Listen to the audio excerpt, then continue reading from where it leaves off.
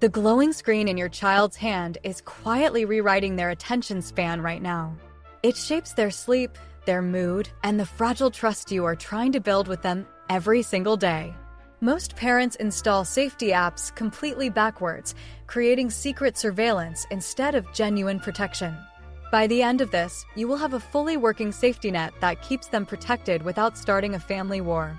Handing a child their first smartphone, or even just letting them have unsupervised access to an older device, is one of those parenting milestones that feels incredibly heavy. You want them to have the benefits of connection, learning, and fun, but you're acutely aware of the digital Wild West waiting on the other side of that glass screen. So, you decide to take control. You download a parental control app, thinking this will solve everything. But here is where most parents get stuck and accidentally ruin the configuration before it even begins. They treat it like a simple download, click through the prompts without really understanding what they are authorizing, and end up with a half-configured system that their tech-savvy kid bypasses in about 5 minutes. We are going to walk through this the right way, step by step, so you actually finish with a functioning safety setup. The very first thing to understand is the architecture of the system. You are not just downloading one app. There are two distinct pieces to this puzzle, and mixing them up is the #1 reason parents get frustrated. You need the parent app on your phone and the child app on your kid's phone. Do not make the mistake of downloading the child app on your own device just to see how it works, or trying to manage everything from a single phone. The system is designed to communicate across 2 separate devices. Go to your app store, download the parent version, and create your account. Then, take your child's device, go to their app store, and download the specific child version. It is usually clearly marked for kids or devices. Once both are installed, it is time to link them. This is the pairing phase, and it is surprisingly simple, but it requires your full attention. Open the parent app on your phone, and it will generate a unique 9-digit code. Now, pick up your child's phone, open the child app, and enter that exact code. The moment you hit confirm, the 2 devices shake hands and establish a secure connection. But that is only part of the story. What happens next is where almost everyone panics. When you pair the child's phone, the system is going to ask for a series of deep-level permissions. I am talking about accessibility, device administration, and usage access. If you are like most parents, your heart rate just went up. Accessibility sounds like you are giving a stranger the keys to your child's entire digital life. Device administration sounds like you are handing over control of the hardware. It feels invasive, and your instinct is to click deny or skip. Do not do that.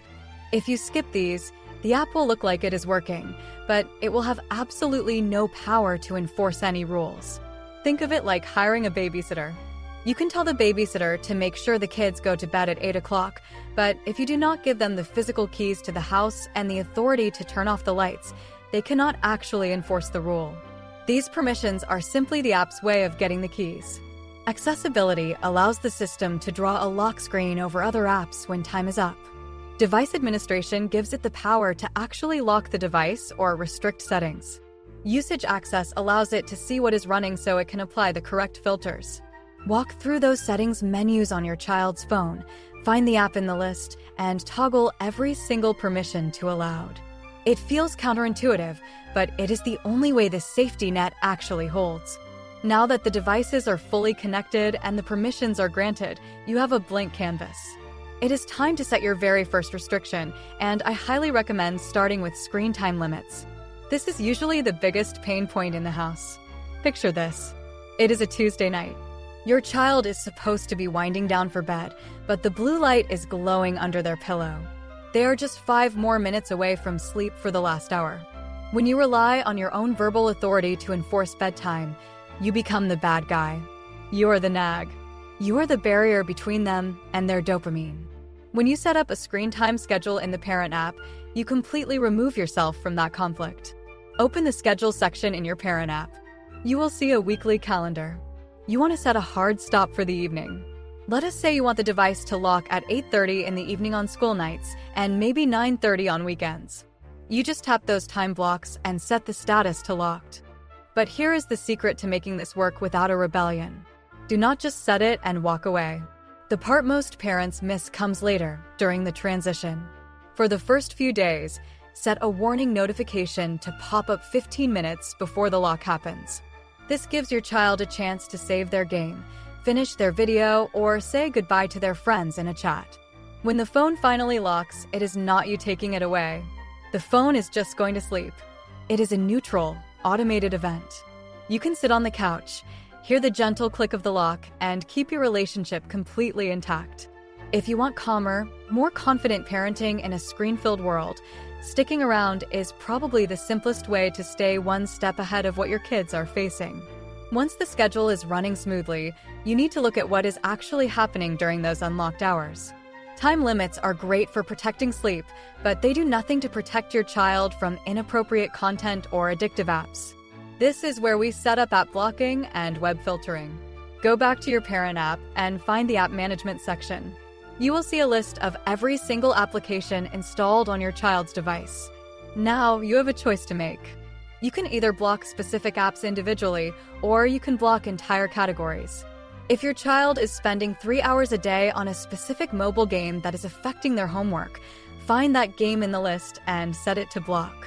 If you want to take a broader approach, you can block all social media or all video streaming apps during school hours.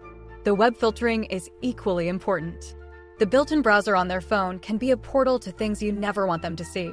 In the web filtering section, you can set the protection level. For younger kids, you want strict filtering that blocks adult content, violence, and gambling. For teenagers, you might want to loosen it slightly, but still keep the hard blocks on malicious sites and explicit material. And this one small shift changes everything. You are no longer hoping they make good choices in the dark. You are actively curating the environment they are exploring. But there was one real problem with just blocking things and setting limits. It can feel incredibly isolating for the parent, and it can feel incredibly restrictive for the child if you do not have a broader strategy. If you are tired of the daily screen time battles and just want a clear, proven framework for keeping your kids safe online without the constant arguing, I put together a free sample chapter of my Parenting in the Digital Age Guide. It is linked right below in the description. It walks you through the exact conversations to have so the technology feels like a team effort, not a punishment. With the content filters in place, let us talk about the physical world, because digital safety and physical safety are deeply intertwined. The app also includes location tracking and geofencing, which is a massive relief for parents of kids who are starting to walk to school alone, ride their bikes around the neighborhood, or go to a friend's house. In the location section of your parent app, you can view a real-time map of where your child's device is. But you do not want to be staring at a map all day. That is what geofencing is for. A geofence is simply a virtual boundary you draw on the map. You set up a safe zone around your home, another around their school, and maybe one around a trusted grandparent's house. You set the alerts so that you get a quiet notification on your phone when they arrive at school and another when they leave. Imagine the peace of mind this brings. You are at work, completely focused on your job, and you get a little ping on your screen. It just says your child has arrived safely at school. You do not have to text them and distract them in class. You do not have to wonder if they made it through the busy intersection. You just take a deep breath, smile, and get back to your day. It is a subtle feature, but it fundamentally lowers the background anxiety that so many of us carry as modern parents. Now, we have reached the most crucial step of this entire process. The app is downloaded. The permissions are granted. The screen time limits are set. The apps are blocked. The web is filtered. The geofences are drawn. The technical setup is 100% complete. But if you stop here, you have only done half the job. The final step is the conversation. And this is where the common advice gets it completely backwards. Many parents set up these systems in secret. They install the child app while the kid is at school, hide the icon, and just monitor them from the shadows. They think they're being smart. They think they are catching them in the act. But if your child discovers that you have been secretly tracking them, reading their app usage, and locking their phone without their knowledge, it will shatter their trust in you. And trust is the absolute foundation of your relationship, especially as they move into the teenage years. You must be transparent. Sit down with your child, with both phones on the table, and explain exactly what you have set up and why. Do not frame it as a punishment. Do not frame it as a consequence for something they did wrong. Frame it as a safety measure, just like a seatbelt in a car. You can say something like this: I love you, and my #1 job is to keep you safe and help your brain grow healthy. The digital world is designed by thousands of engineers to keep you scrolling, and your brain is still developing the impulse control to fight that. So, we are going to use this app as a tool to help us both.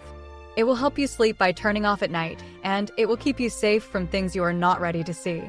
I am not doing this because I do not trust you.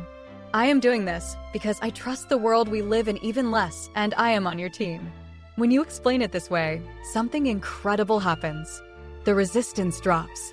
They might not love the restrictions, but they understand the intent. They realize you are not spying on them, you are parenting them. And because you are using the Parent app, you can actually use it to reward them too.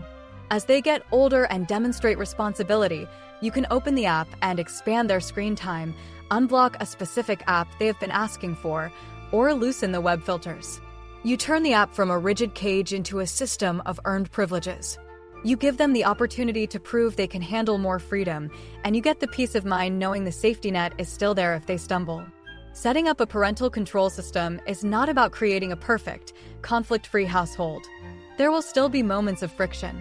There will still be negotiations about 5 more minutes. But by taking the time to configure this properly, you have removed the heaviest burdens.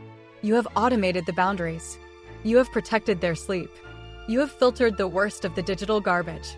You have secured their physical location.